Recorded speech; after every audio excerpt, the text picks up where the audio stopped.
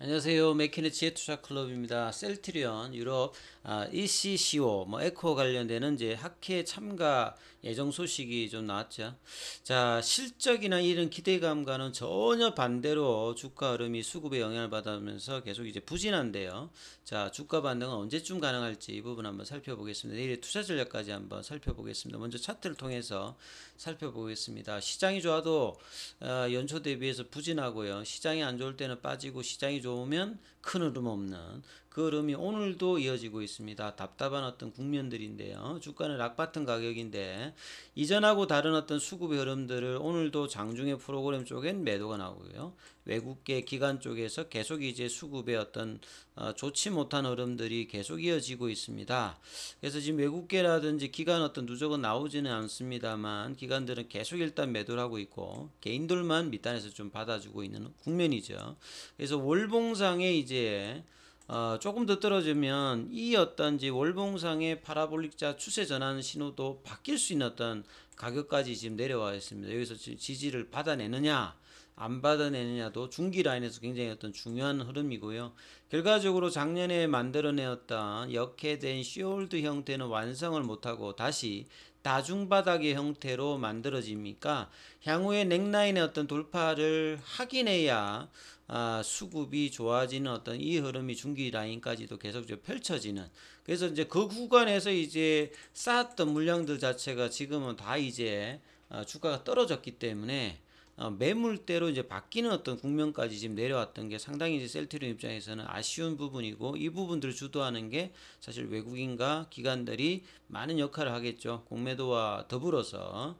그래서 공매도 매매 비중 자체는 이제 거래량 오늘도 증가했는데 매매 비중은 한 3.93이고요. ADX 강도 지표가 계속 올라와서 지금 50까지 올라왔습니다. 그만큼 시장을 역행한 흐름의 어떤 강도가 수급과 더불어서 이제 바이오시밀러의 어떤 기대감들은 주가에는 전혀 지금 반영을 안 하고 신약 관련되는 부분의 개발도 이제 후보 물질제 개발 상이니까 이게 또 당장에 되는 게 아니죠. 그래서 이런 부분을 해결하기 위해서 셀트리온 입장에서는 어떤 기대감을 가질 수 있는 이런 부분보다는 구체적인 3, 4병에 대한 이야기라든지 아니면 지금 올해 가장 기대가 되는 유플라이마 관련되는 부분의 미국 허가가 이제 5월달에 완료되니까 3월달, 4월달, 5월달 실적 발표와 여기 어떤 공간에서 모멘텀을 차지할 수 있는 어떤 부분들이 해외발이라든지 국내 쪽에 나와야 되는데요. 어제도 이제 하이자의 시젠 관련되는 ADC 관련되는 부분 하도 이런 부분이 전혀 이제 오전장에서 이제 나름 윗꼬리 정도로만 14만 7,400원 요 정도까지 반영하다가 이내 다시 또 수급이 안 좋다 보니까 그냥 그대로 내려가는 이런 부진한 흐름이 계속 이제 이어지고 있는 게 셀트리온 입장에서 굉장히 좀 아쉬운 부분이죠. 거래량도 늘면서 자꾸만 이제 강도를 더해 나가고 있는 부분들이 상당히 좀 아쉬운 부분입니다. 오늘 기사로 나왔던 걸 보면 학회 관련되는 부분인데요. 3월 1일부터 4일까지 이제 덴마크 코펜하겐에서 유럽 크론병 이제 대장염 학회 에코라고 하는 여기에 이제 참가를 하는데요. 이 자가 면역 질환 중에서 이제 크론병하고 이제 대장염 같은 경우에는 증상이 비슷해요. 예후도 비슷한데 근데 크론병 같은 경우에는 이제 소화관 기관이 이제 입에서 항문까지 이제 어디 부위든지 발생을 할 수 있는 위치가 조금 다른 거고 이 대장염 같은 경우는 이제 그 부위가 이제 대장염 쪽에 이제 이렇게 위치가 좀 다르다 이렇게 좀 구분하시면 될 것 같은데요. 과거에도 이제 여기에 많이 참가를 했던 어떤 부분이고요. 이번에도 좀 참가해서 올해 내년 주력인 램시마에스시하고 유플라이마 관련되는 부분 다 이제 자가 면역 질환 관련되는 부분이라고 보시면 되겠죠. 여기에 이제 경쟁력을 소개하겠다. 이런 내용들입니다. 그래서 이번 이제 학회에서 이 램시마 스위칭했던 실제 처방 데이터 리얼월드 데이터라고 하는 말은 질병 환자의 어떤 이 의무 기록이라든지 건강보험이라든지 임상 후에 이제 벌어졌던 시판을 하게 되면 의약품 어떤 조사 자료라든지 설문조사라든지 병원의 진료 기록이라든지 실제 이제 약에 관련되는 현실적인 자료를 이제 보통 리얼월드 데이터라고 하거든요. 그러니까 이런 부분들에 대해서 삼상 실험 결과 관련되는 부분을 이제 이 부분하고 이제 리얼로드 데이터하고 이제 발표를 하는 거죠. 이제 이런 부분들이 이제 실제 이제 의료진들 입장에서는 근거를 중심으로 하기 때문에요. 사실 유럽에서는 상당히 이제 이 부분들에 대해서 호응을 작년에 좀 받았던 부분이 있습니다. 그래서 향후에 어떤 실적 관련되는 부분에서도 기대감들은 계속 이제 높아지고 있죠. 자, 그리고 이제 램시마 SC 같은 경우는 올해 이제 연말에 미국 FDA 승인해서 신약으로의 어떤 기대감이 높아지고 있는 상태입니다. 그리고 이제 이 타켓이 되는 게 기전 자체가 이제 TNF 알파 억제제거든요.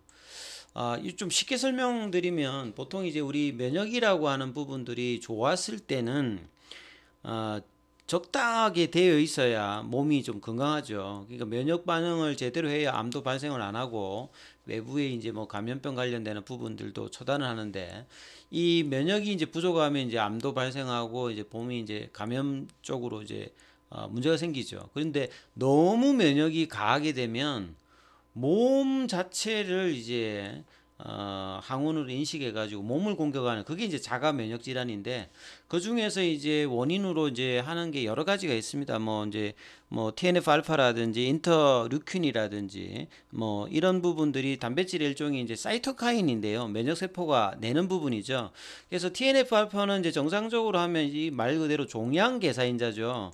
그래서 암을 이제 얘가 억제를 하는 형태로 되어 있는데 요게 이제 너무 많이 나와버리면 반대로 암을 이제 죽입니다만 이게 너무 이제 가다 보면 몸을 이제 다치게 하는 거죠. 그래서 이제 이 종양계사인자 TNF 알파를 억제를 해버리면 또 이제 면역의 어떤 문제로 하는 질환들은 좀 줍니다만 요게 또 너무 또 하면 부작용으로 또 암이 발생되는 뭐 그런 형태다 이렇게 이해를 하시면 됩니다. 그래서 면역 억제제를 하게 되면 두 갈래가 있는 거죠. 너무 좋으면 또 이 자가 면역 질환이 나오는 거고 또 이 부분이 약하면 암이 발생하기 때문에 이 TNF 알파 관련해서 셀트리온이 그래서 이제 뭐 이 그 바이오시밀러 라인에도 보면 항암제 타켓하고 이제 자가 면역 질환이 대표적으로 쓰는 것들도 요런 어떤 입장들도 있다 이렇게 보시면 될 것 같고요. 그래서 기존에 이제 IB 제형을 하다가 이제 IC 그 SG 제형으로 이제 개발을 했죠. 100개국에 이제 제형 투여해서 20년간 독점적 지위를 확보한 상태고 유럽에서는 빠르게 지금 점유율이 올라가서 뭐 독일 쪽이라든지 뭐 핀란드, 프랑스, 이탈리아, 영국 쪽에서는 점유율이 상당히 높이 올라갔습니다. 그래서 이 실적 관련되는 부분에서도 램시마 SC가 IB 제형과 합하면 상당히 이제 올해도 고성장이 예상되는 부분이죠. 그리고 이제 유플라이마 관련되는 부분들도 그러니까 램시마가 1세대라고 하면 그 앞에 이제 엠브렐이 있죠. 엠브렐이 있고 그다음 램시마, 그다음에 이제 유프라이마. 근데 이제 시장 규모는 이제 유프라이마가 가장 크다 이렇게 보시면 되겠죠.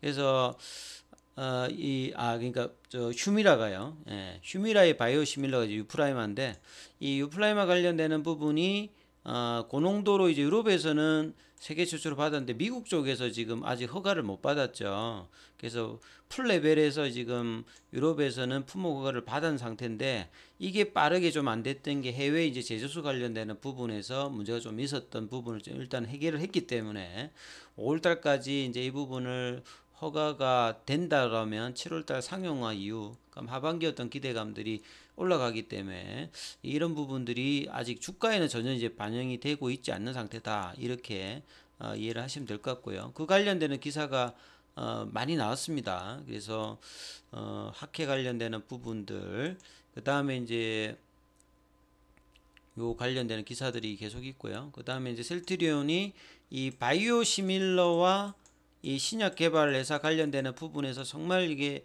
이 코로나 때 레키로나가 어느 정도 실적을 내어주고 그러면 이제 바이오 신약의 어떤 파이프라인도 확대되고 바이오시밀러의 캐시카우 이러면서 한상적인 어떤 흐름을 할 수 있는데 이 부분을 사실은 개발을 해놓고 못 팔았다는 게 상당히 좀 아쉬운 부분들이 계속 영향을 미치고 있습니다. 2021년도부터 해가지고 2022년 그리고 올해까지 이 영향력을 계속 보고 있는데 주가는 낮은데 이 3, 4병에 관련되는 이야기도 안 나오기 때문에 사실 지금 우리 회원님들이 이야기하는데 셀트리온도 지금 이제 주주 제한 관련되는 부분들을 많이 하고 있죠. 왜냐하면 회사가 실적이 그렇다고 해가지고 막 나빠진 것도 아니고 뭐 파이프라인이 이상한 것도 아니고 개발 능력도 있는데 이 레키로나 이후에 어떤 주가가 올라가고 난 다음에 물론 이제 코로나 이후에 많은 종목들이 빠졌습니다만 올라간 회사들도 있거든요. 엘라이릴리라든지 이런 부분들은 이제 코로나 이슈 이후에도 기대되는 부분을 하고 있는데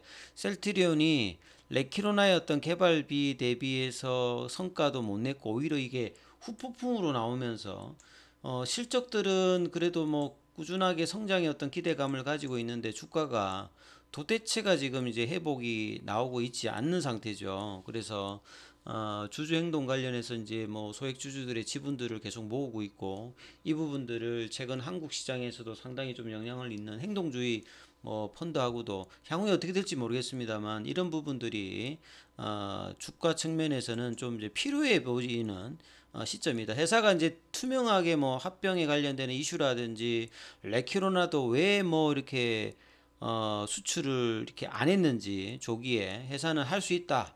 뭐 원하는 어떤 회사들이 많다고 했는데 거의 못 팔았기 때문에요. 그래서 뭐 이런 어떤 논란들도 있는 상태에서 신약으로 이제 개발 관련되는 부분 하고 있습니다만 이런 부분들이 이제 경쟁 심화와 더불어서 수급의 어떤 영향들도 굉장히 좀 안 좋아져 있는 상태죠.